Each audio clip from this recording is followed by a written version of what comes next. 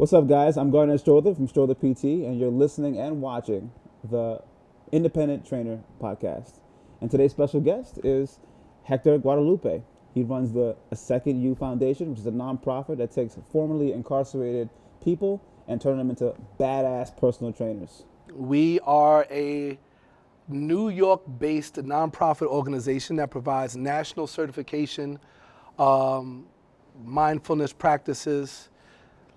Shout out to Precision Nutrition. We got nutrition certs for all of our graduates. Really? Word. That's Precision. clutch. That's clutch. That's a great plug right there. It really is. Yeah, and we're here to promote career stability and livable wages for formerly incarcerated fitness professionals throughout New York City. Okay, before we get into what we're going to talk about, with some heavy shit, tell me about what got you into this journey in the first place of helping people. Well, like I tell everyone, like fitness and wellness saved my life. Like that shit saved my life. And what I mean by that is I didn't grow up dreaming to be a fireman. I didn't grow up dreaming to be anything. I definitely didn't grow up dreaming to be in the fitness industry. I didn't have, like, dead ass didn't have any dreams, because if you come from a certain upbringing, like I did, Like we did. because Because we're born and raised New Yorkers. yeah, and it was very toxic. Yeah. It was very toxic, a beautifully ugly place. You know, that was my next question. It's like, what do you miss / hate about that time? Before I get to that, Yeah. I'm gonna definitely say that fitness is what helped me through prison. So when I saw the power being healthy had, and the role it played in my life, and how healthy it made me mentally, like I wasn't the guy in prison that had to go to war, because I can communicate in different ways that felt like supernatural, to be honest with you. That's crazy. What's that like? Can you give me an example of like what you mean by communication in different ways? So, you would think, so I had a 10 to life sentence. So you would think like everybody in there is gladiator out. And yeah, there's some that are respected that are very aggressive people, physically. Sure. But it's a certain craft or a certain skill you gotta have to be a negotiator and not seem soft, Right. but be Especially in that respected. context, Yeah, especially in takes a prison. certain skill Right. to, I was in a federal prison, so people from all over the world are there. Mexican mafia, this, that, Wow. you name it. Which prison so, were you in? I've been in 5 different prisons all over the country. Wow, really? Yeah. So the biggest one in the whole country I spent most of my time at is on a military base in Fort Dix, New Jersey. So that is our nation's biggest federal prison. Really? How many Yeah. people are in the prison at a given time, would you say? 5,000 to 6,000. Wow, what? Yeah. So in there, you just have to learn different communication styles, because you're with people from all over the world. And part of what was packaged in my communication was, right, how in shape I was, how I carried myself, how disciplined I was with my diet being in prison. And what I would do is I would teach the men that were in there, including the staff, how to take care of yourself when you have nothing, how to stay hopeful, Right. how to stay excited when you're in a dark place, and how to transform and build your journey, build your destiny. So that was like, because I was experimenting on myself, right? Right. You're on the journey yourself, and therefore Right. you're kind of ahead of the game. It sounds like you're very resourceful as a person. Yeah. That to be in that position and be that resourceful is amazing. That's You some got to superhero shit, understand where for we real. come from, though. You come from, 2-3 days, I mean, to get a little personal real quick, my dad was gone. My mom had a brief stint on drugs. So I'm a kid that grew up in like a really bad base house. Right. Same. Like, yeah, so many of us are that exact story. Yeah, it's crazy. 15 of us in a 3-bedroom apartment, roaches everywhere. Cousin and aunts is there, like that's the story of growing up in New York, being from New York, and having to learn how to survive. Just how to learn how to thrive. My question is, but so many people that did not have that mentality of being like resourceful, you know? That's why you were so valuable. What changed that mentality? What gave you that mentality for you? Like you mentioned mentors before to me before, but what changed that? What do you think was different for you? I didn't want to lose. I didn't want to die. Right.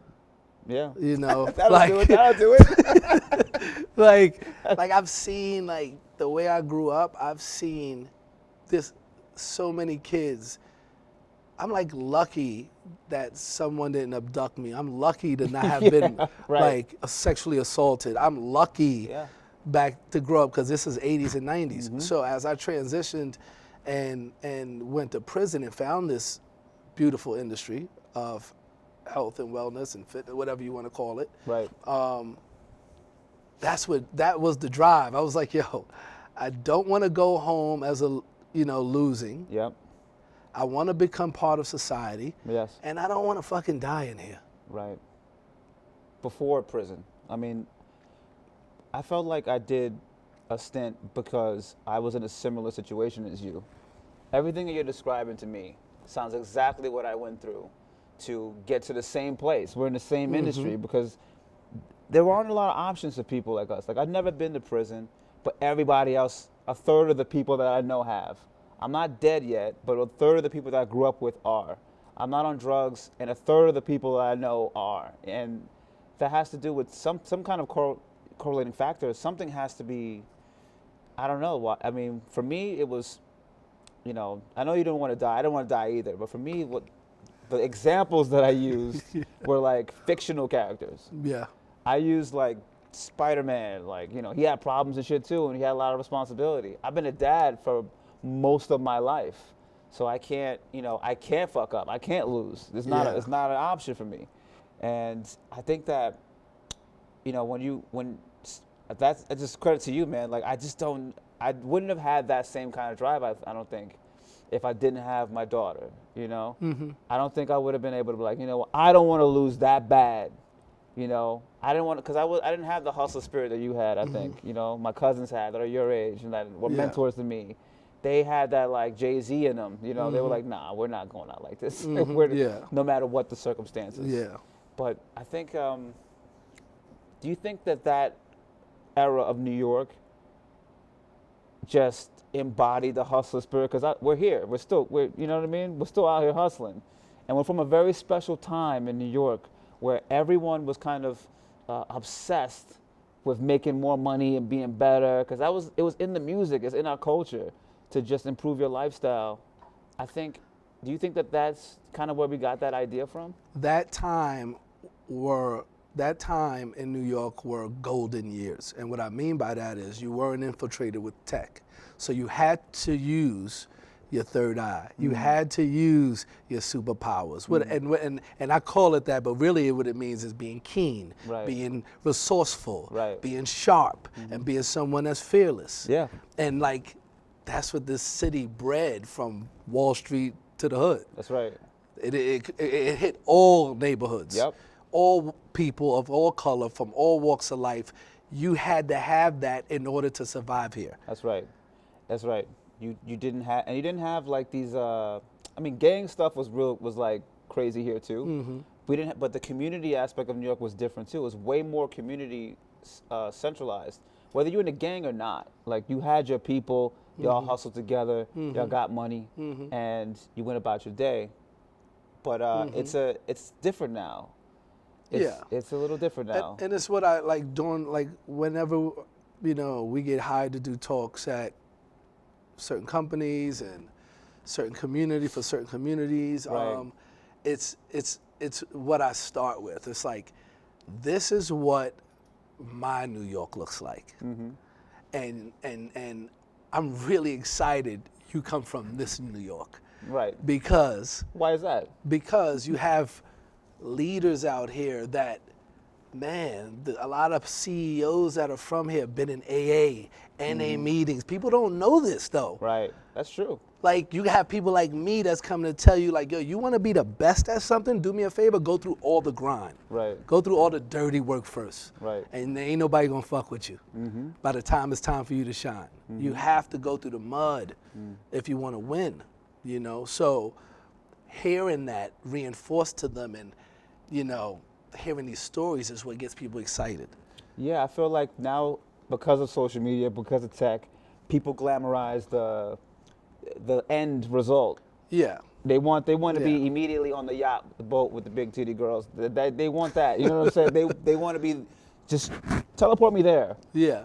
You don't know what that dude had to do to get that. You don't know how much he paid for that rented boat. You know, it's a mentality here that's like, and then the people feel like they deserve it for some reason. Yeah. They didn't hustle at all. They just showed up to this job. They only been grinding.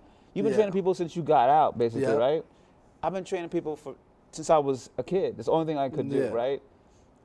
I don't understand how people just, think they can skip all that. And they don't even know I've trained people for 10 years in prison prior to training people on the street. Right.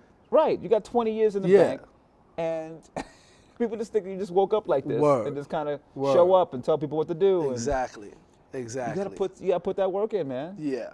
So, I like the fact that you glamorize the hustle part. Yeah. The real hustle part, not the like, oh, I'm out here doing, I'm posting on Instagram every day and no, like you're educating yourself, you're making mistakes, you're moving on, and you're forming a crew around you that can support you. I love mistakes. I love it.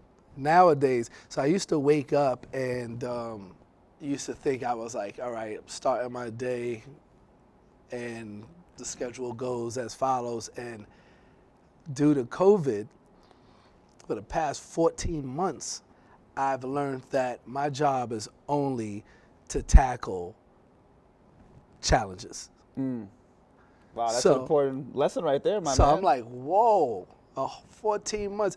And none of them that really rattled me. Right. But I was like, wow, my job is to create solutions. Right.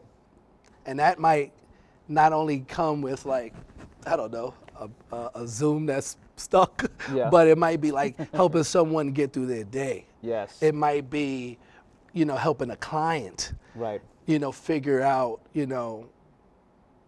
what's heavy on their heart or their mind, and like, and it's just like every day I wake up, now it's like, what challenges am I here to face today? Right. Not problems. No. Challenges. Correct. And that, just like, it's like steel sharpens steel. You turn into like something much more valuable to your community, to your people, to your family, and to yourself. Right. Especially yourself. Yeah. Once you're able to find that inner, tap into the resourcefulness over time, I feel like there's nothing that can really perturb you to, or deter you from your goal once you understand internally, like you are about that action. You don't have any of that imposter syndrome that people suffer from when they're successful. Like that's what kind of what we revere about people like you and like Jay-Z the most, is the fact that they never question themselves in the capacity that they don't know if they should be here. Hope was like, yo, I told y'all back in '96. Yeah. I told y'all. That's a fact. That has to be honed though. You're not born. Some people are born with it, but for the most part, he honed that. Yeah. He's still sharp and steel. And he was around Dame and other hustlers and Jazzo at one point that got him to where he was. Yep. And a little bit of luck, like you said. That grace that goes that gets you over the. It gets you over the hump. It does. You know the story about Hov, like he almost got pinched because he was in. You know, they was 5 blocks away from me. Yeah. Oh wow, really? Yeah. You was in Brooklyn? Yeah, I'm from Brooklyn. That's right. I thought you was from Harlem. Nah. Never tell somebody that's from Brooklyn that they're from Harlem, bro. Yeah, I'm trying to be nice right now. Right. Thank you so much. I'm on the Lower East Side. What do I know? No, it's all good. It's all this. It's all not the Lower East Side. It's all good. Just, it's weird all from there. good. I'm sorry. We had a good relationship with you guys, though. Because we had all the drugs. Yeah, if you wanted to come from Poppy, you had to come yeah. to either the Heights or Lower East Side. If you lived in Brooklyn, yeah, it was close. Hov, you guys are close. Yeah, we right there over the bridge. Yeah. Holla at your boy. Yep, you know it. Not today. No. Back then. Yeah. So I think, yeah. Sorry about that. I think it's really interesting that you were able to take this mentality outside of prison and take this context and give it to other people. Now, I was watching you online last couple of weeks. There was a young woman talking about following up with clients. Do you know what I'm talking about? You just posted on your stories? Yeah. She was talking about following up up with clients. coaches. One of her coaches about and teaching them that communication skills that you were talking about. Now, I'm all about that action. So can you tell me a little bit more about how you take post-convicted people and turn them into rock star personal trainers? So a lot of the communication skills I've learned, I've had my entire life. And it's because I was raised, I grew up in the 80s and the 90s. I'm born in 78, right? And I was raised by men and women, I won't name names, but they made probably about 80 grand a day. And I worked for them, and I learned so many skills that are transferable to everything I do today. So I learned, I've been in the streets since I'm 12, 13. So I've learned like how to manage teams. I learned how to get people excited. I learned how to prospect. I learned sales way before training. I learned, small bouts of accounting. I learned how to keep a low overhead and a high profit return. Right. And that's something that you teach. So I when they come home to us, when they return back home to New York City and they enroll in our program, even though I'm not the coaches, I still have sit-ins with them to explain to them, you don't know, but you have a lot of what it takes to provide someone with great service. Right. And you spent many years in prison taking care of yourself. You look great.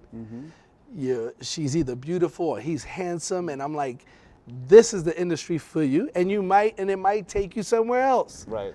Your trainers look amazing, by the way, which is very rare. You would think that trainers would just just be jacked all the time in New York City. No. That your trainers have amazing self-discipline and incredible physiques and mentalities. Like they really are amazing. Yeah, they really are impressive. You really do a great job of selecting fantastic people, not just because they look fantastic, but just because they live and walk their walk. Yeah. I wouldn't hire a barber that couldn't grow or couldn't cut no hair or didn't have any hair, right? So why would I want to emulate a style of a trainer that isn't living what they're talking about? Exactly. I think that modeling is a huge way that is how I learned most of the things that I learned, right? You get close to somebody, you hire a trainer like yourself, and you're like, okay, how do I live like him? I want to get to where he's at, and that's what we're really paying for, that transfer of energy and knowledge. And you did such a great job. So I know I went off on a tangent, but I just had to say no, that's fine. You're killing it, man. I love the way that you're building a culture of positivity with people. But I heard that some of these gyms aren't fucking with y'all. Point blank, period. We are the culture of New York City. I'm sorry. Okay. Facts. You can create whatever you want to create. Right. But the heartbeat of New York City are the people that actually built the city. Right. That been through the shit. Right. That been through the mud. Everything that we've explained. where you can come here now and have all these really cool, amazing places to visit. And we had to go through the messy part in order for it to get nice. And we are those seeds that was planted out here. Right. So We as in the people that are born and raised here? yeah, Absolutely. yeah, 100%, brother. 100% believe You know? that. You know. And that comes in all colors and forms. Absolutely. You know, New York you is want to very- go on the Upper East Side, West Side, downtown, midtown, uptown, South Side, like wherever you go. Right. I don't care what color you are. If you're from here, you're Right. part of that culture because you remember those times. Exactly. I mean, you were embedded into the DNA of this place. However, So the culture that is perpetrated is different. You know, it's very glossy, very, very blonde hair, blue-eyed, very just not New York. It's a lot of like just posturing, and that's not what real fitness is like at all. and it's why our mission is what our mission is, right? So our mission, aside from providing these men and women with national certifications, is to provide them secure career placement in the fitness industry as personal trainers. So what's been happening, and the reason why a Second You Foundation and Unibody Fitness is here, and the reason why I established these two companies is because when I came home, I couldn't figure out why nobody wanted to give me a job. Because to me, I'm from here. Like I said earlier, I know 10% of everybody in the C-suite then had a drinking problem, a cocaine problem, Right. because the city was bad. It was tough. And you had to deal with Like, being in the city. Yeah, and my dad, Right. I used to go to the West Village every other week Oh my to God. NA meetings with him. Oh, wow. And I was exactly raised where that was. Yeah, Yep, I was like yep. dead ass raised in this. Right. And like there wasn't people that looked like me in there. Right. Exactly. You know what I mean? So We got caught Yeah. because that's the way the system was built. yeah. Is but built. like, man, like you don't want to give me a job. How? Right. How? I am you. Right. That's the irony of the situation. Like, yo, I am you. Yeah. I'm your neighbor. Right. You've been here with me all our lives together in this city. How are you going to say, oh, no, he got caught with some coke or dealing some crack? He can't. No, we're not Or going to weed. hire him. Or Whereas weed. Now that it's legal, Wow. it's Millions of people locked up for bud. So it's like right. You said 90% of people are locked up for nonviolent crimes. nonviolent offenders. Yeah. It's like weird. It's kind of weird. Yeah. But, I have hope now. Now I have hope. What changed? What happened? I mean, I built a life for myself. So I believe it's possible. Facts.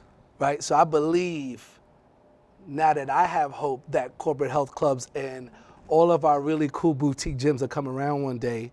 And I hope they learned something during this time. Right. To the point where it's like as we rebuild our city, as we open back up our doors to communities, that you welcome all communities. Right. And not to only be your customer, but to be part of your branding. Who do you want to sell to? Only one type of person? Right. You're losing out on 80% of your market if you just. That's Yeah. what they don't get either. They don't have that vision because they don't speak the language to us. They're losing out. The fitness industry underperforms every year, and this is why this is not a sought-after industry by investors. Right. Wow. That's interesting. 90 million people worldwide are engaged in fitness. Right. 60 million worldwide are sold, and this country only closes 20 million. That's crazy. That That's crazy. That tells you, and it's because you're not making people feel like they're part of community. Right. That's right. Corporate health clubs, boutique studios, And it's online platforms as well. yes. Everyone's dropping into online Yes. now. Peloton is dropping a whole new busload of of people that supposedly represent different kinds of people. The glossy version of a brown person. Yeah. Or like Equinox is been trying to do that. This inclusivity thing, but it's really just corporate Yeah. structure. It's the same thing. Yeah, It's- none of our people that are top producers, Right. that have great followings, that are amazing people, are allowed to progress in their fitness career in the C-suite model. No, that's exactly. That's a problem. And then on the bottom tier, formerly incarcerated, gay, this, that, are not often welcomed as employees. No, they're not. So, man, I could talk about this for days. Good, because that's exactly what we're going to do.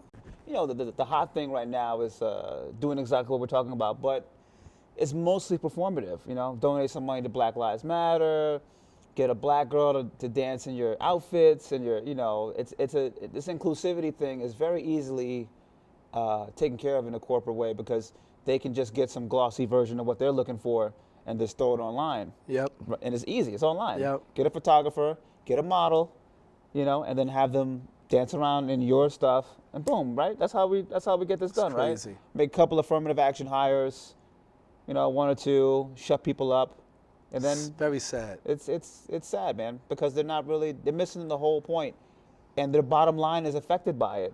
But, oh, totally. You know, it's And if you're ridiculous. okay with that, then cool. Because guess what? People today are waking up, Right. and they are thinking of. We tell people all the time, do me a favor. You want to help? Think about where you spend your money. Right. Yep.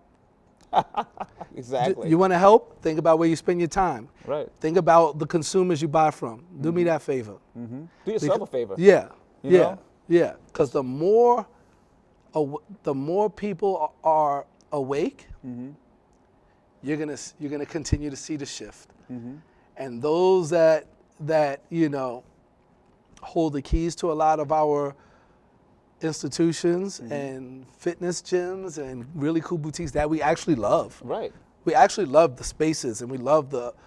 And we'd love to spend money there. Would love to, but you have there Make has us feel comfortable at least. there has to be some equal vibes, man. It has to be some love. Yeah. You got to be some love, man. Yeah. I want some love. There's gyms that they're still weird about playing hip hop It's crazy. when it's the biggest genre of music in the world, and they're like, we're a exclusive club here. Yeah, it's the equivalent of telling a kid to go home because they have cornrows in school. Yeah. You know what I mean? Like it's racist, but it's not the old school like crossing your yard, crossing your yard racism. It's just ignorant, and you're missing out. You're alienating an entire group of people that are from here that would love to give you money if you just spoke their language a little bit. Meet them where they're at. They'd love to give you. We like to be in nice places too. We like to hang out in places that are fantastic, you know, that are clean and like, but just like I don't know what that vibe is coming from. What they do, like for example, you know, when I started, I spent my first 4.5 years home in the corporate health club scene. Yeah. The jewels were great. I was like pretty much groomed by like some of our city's most amazing guys. You remember Callie Omard? There was another guy named Mark Brabham who used to be Ammo's fitness manager. Wow, really? Yo, I'm talking about old school, Shout out to classic Ammo.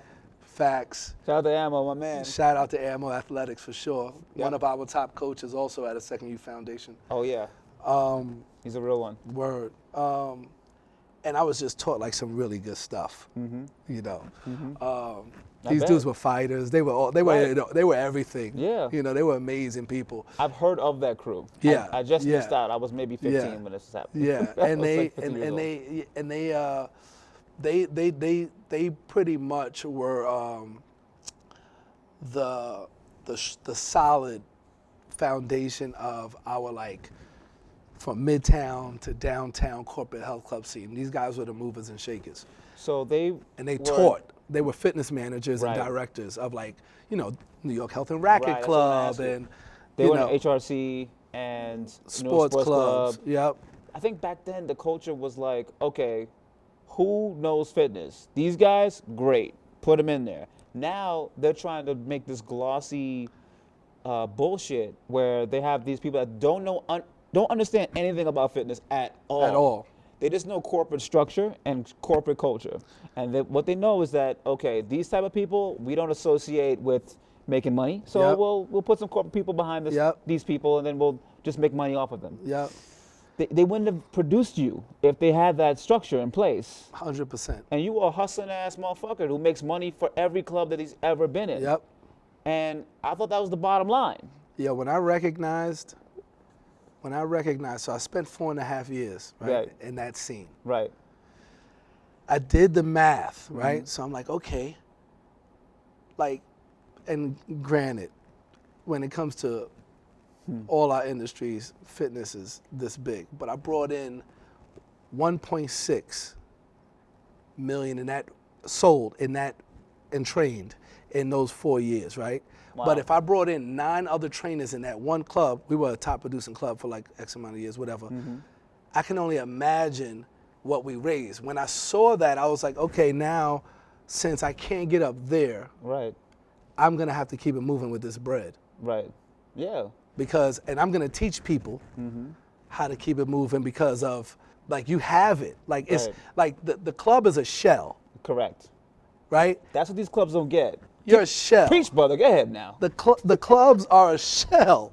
Tell And them. it's like, yo, but I have to see you in there to make me come back. Exactly. They ain't coming here for these walls. No, I have coming to see Hector. I have to vibe with you, dude. Exactly. It's about relationships, you know, and personality. Well, that's why they call it personal training. Get out of town. That is I so tell people all the profound. time, if it was only about a workout, Right. Then we'd be out of business. Yeah. Been out of business. so, you know, But it's not. It's about relationships, and clubs Yeah. should understand that. When you try to churn and burn, and, you know, like, certain health clubs like to write down everything that you do, and then when you leave, what do? think they can replace that. Correct. They want to bring you somebody else that, oh, here's what so-and-so did. Next. Hey, listen, when we left, they brought in 8, you know, maybe half of them are models. Right. They brought in 8 people, right, Right. to replace the team because we literally left altogether. Wow. So That's got to hurt. 16 months later, it closed. Wow. It's been closed for 6 years now. Huh. Yeah. Oh, So, isn't that something? right, it tells a lot, right? So, Yeah. So what I started noticing in the most recent years now, because I've been home 9.5 years now. Congratulations. Thank you, bro. That's amazing. Never went fucking back. Never. None of your people have Never. gone back, No. right? 100%. No, yeah, no. It's phenomenal. We're in a really good place as far as like program wise, and it's only going to get stronger. And the more support, community wise, mentorship wise, financially, the more you build that force field, they're never going to go back. That's you right. know? So True rehabilitation. real time, you know. And what recently in the most recent years, what I've been noticing is, not noticing, what took place was they were like, yo, New York actually started producing rev-wise way more than LA. Oh, yeah. So when they noticed that, go ahead. And corporate gyms. Yeah, and Oh, boutiques. Yeah. And boutiques. And boutiques. Like Yeah, we of have course. 5 on every block out Right. here. Like, LA is like, and there's no zoning. You're like next to a school, next to a gun range, next to a gym. Yeah. There's no, you know what I mean? Like, yeah. yo, New York became that mecca Right. financially when it comes to fitness. Right. From every square inch, there was some fitness-related business there. Right. So what You happened know? here? So I woke up one day, I'm like, damn, there's 5 gyms on every block, right? From your hood all the way uptown. Facts. And that lets you know things were booming. Right. Great. But instead of hiring us, Right. People that have been there. yeah, and people that love the industry, they started going to modeling agencies. Facts. And they started saying, well, you got 100 models that really aren't making any money. We really care about marketing, Right. right? Right. We don't care about the service. Right. I'm just gonna grab 20 at a time for you, get them some knockoff certifications. Yep. And we're going to put them in gyms and open up boutiques. Mm-hmm. And it blew through the roof. Yeah. It blew through the roof. Yeah, for a little bit. For a little bit of work, but we all know how that ended. Yeah. Especially after COVID. That's just not Yeah. a thing anymore.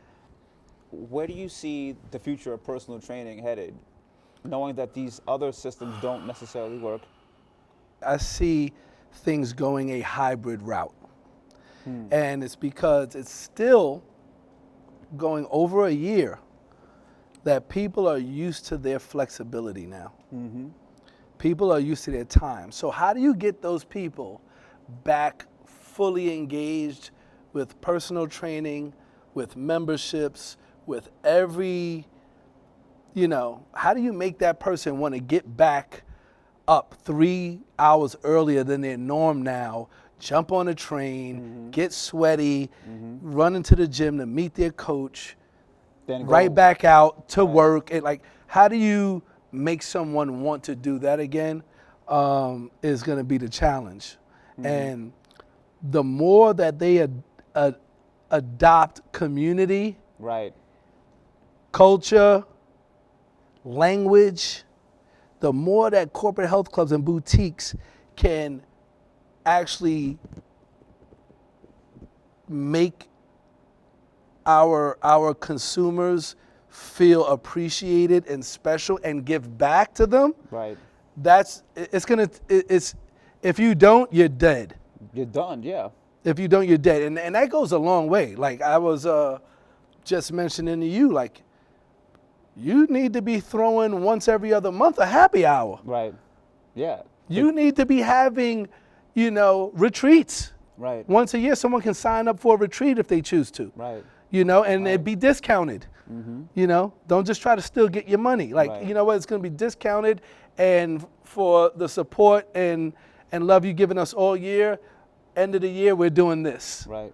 for our members. Right. Like, you're going to have to think outside of the box, and as well as independent trainers. Yes. That's it right there, bro. Welcome to the Independent Training Podcast. Facts. Cheers to that. Cheers to that. It's really interesting because we don't really associate independent training with like forming a community on your own, but now, why not? Because now we know that we don't have to be in the same room to have a community. Yep. Right? I can do things via Zoom and FaceTime, but I think that community is in here, right? I gotta feel like I belong somewhere, and using language that is inviting to other people is how we do that. Totally. But if we're still talking about gyms and their culture, it's not built that way. They're still doing that like exclusivity factor where if you can't get in, then you want to get in. Yeah. But do I really want that type of psychology in my place? On no days. Right? Like, why would I want that? I want leaders. Yep. Right? I want people that think for themselves. I want people that are able to create culture within the culture that we have set up together as a collaborative effort. There's more power in that. And you got to educate trainers too that are just really good at trainers, but are being manipulated and used by these clubs because they're like, yo, I only want the trainer that has X amount of following. Right. So like, they're using you. 100%. Like, you're still only getting paid what you get paid from your client. Right. You're not getting paid from the gym. There's no incentive from the boutique that you're renting space out of. Right. So you got to be a negotiator. Right. You actually are the swag. You actually do have power. So You're the one that has the following. Absolutely. So how do we train trainers on how to negotiate what they're actually? First of all, I think before we even get to negotiation, they need to understand how much they're worth. They're valuable people. They don't. Yes, they are, and they give all of this juice away for free. Yep. If a gym is using my likeness, you walk into the place and you see a photo of me, and I'm not getting paid for that. Workout clothes ain't enough. Exactly. You know what I'm saying? Or a free coffee. Like, they don't even do that. They don't even hook you up with a free coffee at the juice bar, bro. Like, they're just like, thanks. Yo. Keep pumping out those sessions, homie. Yo. I remember when they used to put, this was probably about 4 or 5 years, probably about 5, 6 years ago, they used to put in all of our clothing brand stores, they used to put local trainers' pictures up there and say they was ambassadors, Right. but they would only give them like outfits to work out in. Yeah, they still do that. I feel They like, still do that? Oh yeah, They yeah. probably do, yeah. You know, But it's like, dude, like you gotta be able to negotiate more. You deserve more than that. I'm sorry. right. They don't believe that though. They believe that they're only worth the amount of sessions that they're churning out for the place because that's the culture that the place is giving them. They're giving them the sense that, okay, well, you did this amount of sessions this week, so you're worth about this much to us. And the reality is that it doesn't matter how much money you make for them, they're still going to treat you like they own you. It needs to be an incubator, a business incubator for fitness professionals. You think like how much your net worth is? We got to teach you how to perform at your peak because of what you really bring to the table. Exactly. You know, I don't think people really know. I don't think trainers really know how much they bring to the club. They are the club. they are, yo. You know, They are. Even like a dance club. Let's say you're in the hottest dance club or something like that, right? Why are you going there? If you're a dude, you're probably going there because there's beautiful women there. And if you're a beautiful woman that's going in this particular club, you're looking for a dude or a good time to dance to some music, right? With a person that's fun. It's all, and in each case, it's about the people that are there. It's not about like I didn't mention like, oh, they have excellent ambiance and the drinks are really cheap and like, none of that shit matters. None of that shit matters. It matters who's there and are we going to have a good time. And I'm going to have a great time with a trainer that knows what the fuck they're talking about. Yeah. And knows their worth. For sure. For sure. It's something that it's just so infuriating. I don't know. It has to be a cultural revolution of independent trainers. 100%. They have to understand where they come from. And I like how you're embedding that belief into the people that you're training. Whether they're formerly incarcerated or they are looking to get trained just because they want to learn from somebody that's going to actually teach them skills that they can use on the gym floor. Because that's huge too. Watching the seminar this week was really insightful because they're going to be able to take those skills anywhere. That's tough. Once you get certified from NASM or wherever, ACE or whatever, wherever you got your cert from, right? They don't tell you how to deal with a client that's depressed, that's anxious, that just lost their job and they don't even know they can afford you, but they know that fitness is the way that they have to go. They don't teach you how to build rapport, how to listen for language, and build a community. That's where the real wealth is in this industry. And cheers to you for doing that, man. Thank you, man. We have it. It's just about bringing it out of that person, letting them see the value in themselves, like you just mentioned a million times, and steering them in that direction, right? I've seen a lot of talent, and I continue to see talent. Every club I've been in, we hop all over the city to work out. And you see talent all over, and it's like, one of the things I'm brainstorming is how do you get the bulk of the independent personal training community and get them to kind of like join forces for a bigger mission. Right. And that is something that actually serves them though. Healthcare wise, I know a lot of independent trainers, man. Don't have healthcare. They're glossy as hell. They look beautiful, but they're like not living well. No. These people got to be taken care of too. So, 4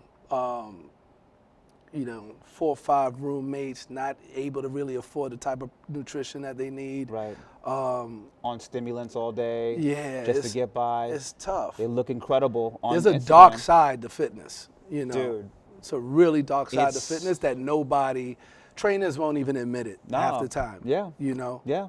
You're absolutely right. So creating something that actually serves them, for example, if I just made like a union, where it's like, right, you pay your dues, you pay your tithes, but this is all you get in return. Look at all that you get in return, right? Dental, eye and ear, healthcare, right? I've seen some people, break a leg, and now he's got to actually work on crutches because he doesn't have much coverage. And if He you don't, can't take time off. no, you can't take time off. You don't work, you don't eat. So So there has to be some sort of management that doesn't impede on your independence. exactly. In fact, it should enhance it because it's in the best interest of our industry. That's what Hov did to the sports industry. Yep. Yeah, Hov he did sure that to the sports industry. He said, sure yeah, did. he did that to rappers, Yep. musicians. Yep. He said, listen. With Tidal. And yes, the organization, I think he signed like KD, right? Yeah, Is that yeah. Yeah, he got a sports agency Yeah. because he's like, they need to be educated on how to take better care of themselves. Yep. You're making good money. You have great resources and clients and amazing people.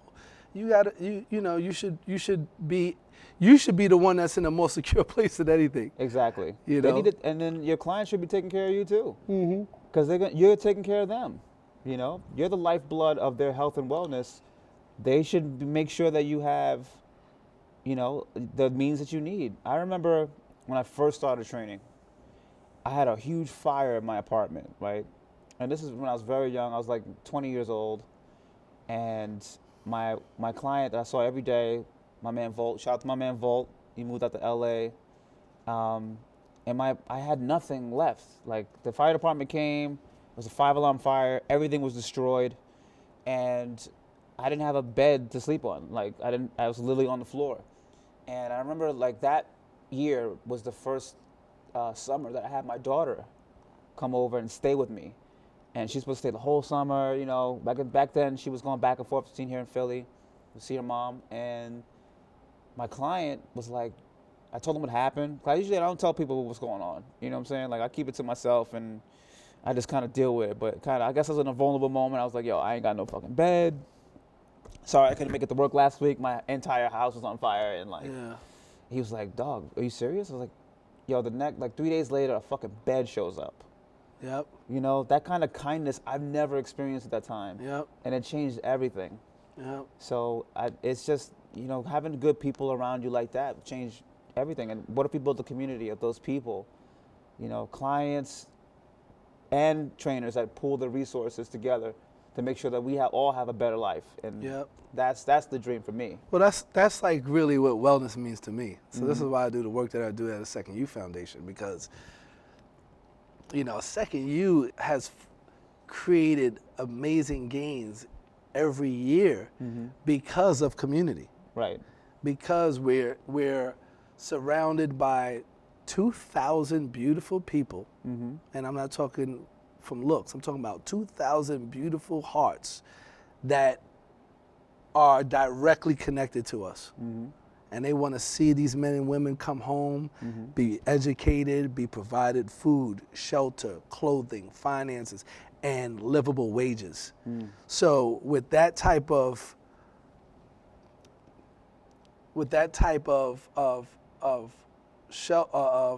community, there's no way we can be at a disadvantage. There's no way we can have any losses, because you have a group of people working to make sure everybody that comes through this system is going to be taken care of. The only thing they got to do is show up. Right. That's amazing. So that's what also needs to be provided for the independent trainer. Yes. I mean, that's the goal for me. If I was going to create a brick and mortar place, it'd be totally catered to the trainers. Yeah. They create the vibe, they set the tone, they bring the people in. You got to make sure they're comfortable. You know, there should be a place for you to take a nap where, you know what I'm saying? Yep. You banging out 8 to 10 sessions a day. Yep. You need a nap, my man. Yep. You need a nap and some snacks, Yep. perhaps. You know, it's not too much to ask. Yep. To have a place that you know, you ever sleep in like a stairwell? Man, you know how many Like, times? You know what I mean? Like in a bathroom. You know how many trainers do that? Yo. You know what I'm talking. You know what I'm talking about. You sleep anywhere. In a Wendy's. My goodness. Yeah. Man, the stories are endless. Oh my God. Set a timer. You see, you got a pipe under your face. You're sleeping upstairs in the Equinox Lounge. Yep. You know, like, dude, it's a grind. It's a grind. It's a not 12-hour as day, glamorous easy. as people think. Hell no. Especially in New York. I don't know about the rest of the country too much, but 'cause I'm pretty sure like the rest of the country is like, the way I see the rest of the country is like polo shirts tucked in, you know, hey, what's up? I'm here to be your trainer today. Yeah. But in New York and LA, it's kind of like you can be an independent trainer, have your people. You go to their crib if you're in LA, but if you're in New Yeah. York, they come to the club and they just chill, right? Yeah. And you can express yourself a little more. Yeah. But that's exhausting too, man. Like, Yeah. you got to be on. Yeah. You got to be Yeah. on, You got to be able to code switch a lot. right? With different personalities and Yeah. have different communication styles Yes, totally. for each one of them. Yeah, totally. You know, the meaning of wellness to me is one of the meanings of wellness to me is what are you doing to better your neighbor? And that might not mean literally your neighbor. That might mean just people. Right. What are you doing to, better the world, humanity? And you can use fitness as that tool, you know? Yeah, I think that, it don't cost anything to really be mindful about No. what's around you. Being kind goes a long way, man. Especially now, like, I think we realize that when people get sick, if my neighbor gets sick, chances are I'm gonna get sick too. Yeah. And if I take care of the people around me, then it's less likely that I'll get sick, and it's more likely that I'll survive. Yeah. So I had to learn that this year too, man. I was a loner for a long time. Yeah. I didn't give, I didn't give a shit. Like, the industry didn't give a shit about me, So I was like, I got to make money for me and my daughter. I didn't have any support from anybody. I was homeless. I didn't have a job. I was on welfare. The gym I'm at right now is right across the street from the welfare office I used to stand on to get food stamps. Wow. And I didn't see any other way but for me hustling and just putting my, nose to the grinder and just doing it. But now I understand that you just can't do it alone. No. You really just can't. You have to No. build a community yourself, and you have to build it based on love Yeah. and taking care of each other. Otherwise, you're just not going to be successful. Yeah. No one does it alone, and that's like the hardest lesson for me personally to learn was that I had need people, but the right people. Correct. I'm very grateful for our coaches, our staff at Second U, our peers, men and women, and even, you as my brother, and so many that we know that I know that I can like call on to talk about whatever. Right. Because we talk fairly often actually on Instagram. Yeah, we actually talk a lot. For sure. Something pop culture related happens that resonates with us from back in the day. Because you're only like 6 years older than me. Yeah. We're pretty much the same generation of New Yorker. Yep. Which is why we probably have the same ideals about what it is to create a better life. But which brings me to my last question. How can you be a better neighbor? Oh, man. That's a loaded question, right? So that's a loaded question. How can you be a better neighbor? And, when it comes to like our taglines, we always joke about, you got to build a better you because that's our stick, right? Right.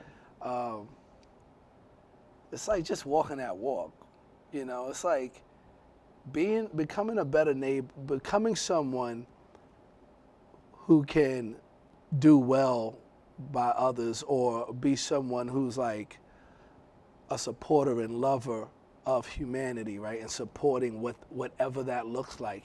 You have to walk in the shoes of kindness. You have to.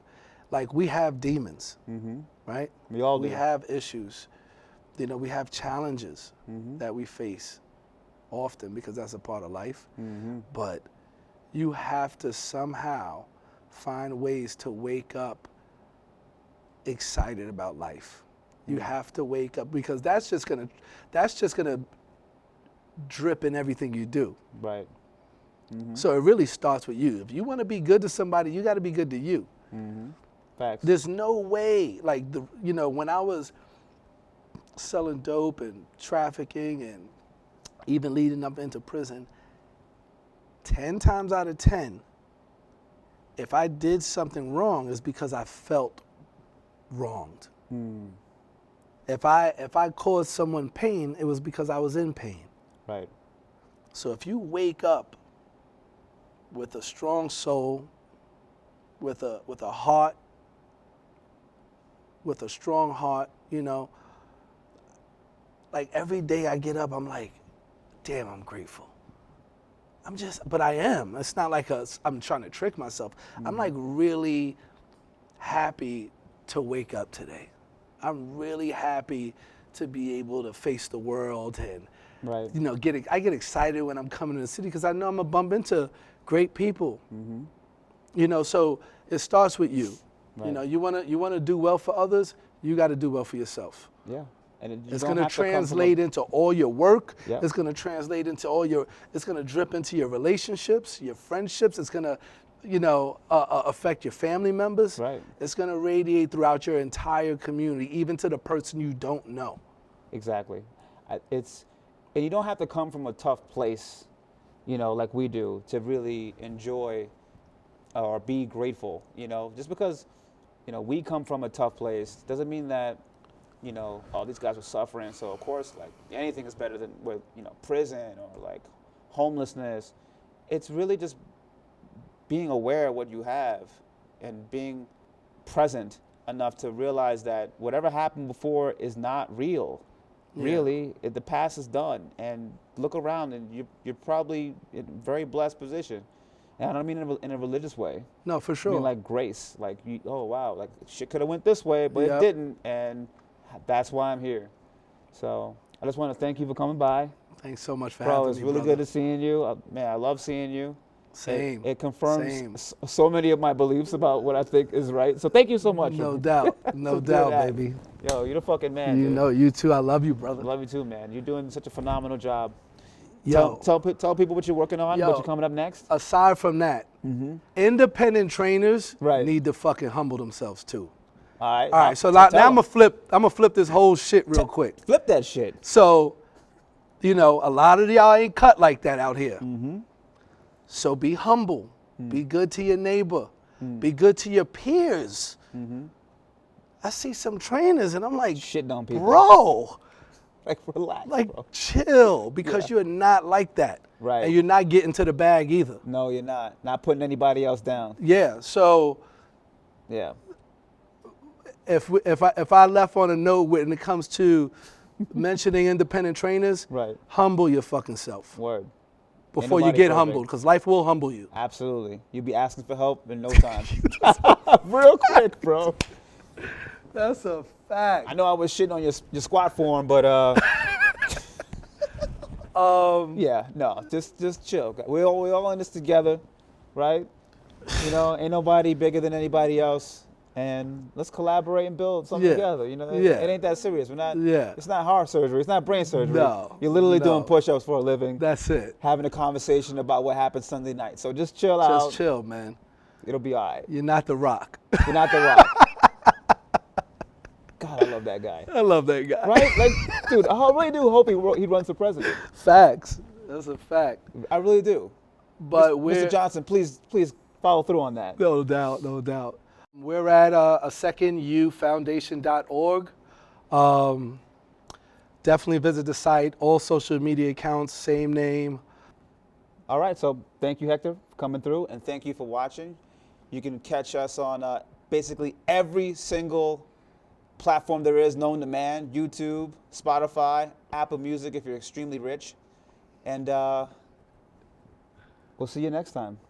Thanks for listening to the Independent Trainer Podcast.